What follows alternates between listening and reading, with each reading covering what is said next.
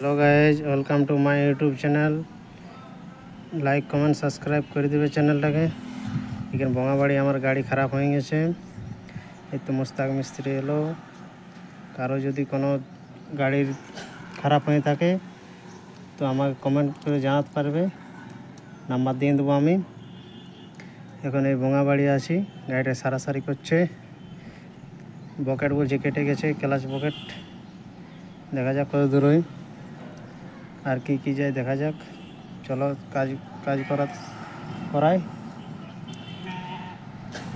তবে তোমাদের এখানে অনেক দূরে আমার হয়েছে মেজিয়ার, ওইখানে হয়েছে গাড়িটা খারাপ, কিন্তু ওই অবস্থায় আমি নিয়ে এসেছি হালকা হালকা করে। রাত 10টার সময় পৌঁছেছি এখানে, দিয়ে তোমার এই ফোন করা হলো, মালিকে ফোন করলো, দিয়ে ব্রেকডাউন হয়ে গেছে বলি। সেরকম বলছে ঠিক আছে, বলছি সকালে পাঠাবো মিস্ত্রি। দিয়ে আমাদের যেখানে ব্রেকডাউন হয় ওখানে চলে যাই। সারাসারি হয়ে গেছে। এখানে ব্লগটা শেষ করছি। লাইক কমেন্ট শেয়ার সাবস্ক্রাইব করে দেবে। Bye bye, love you guys.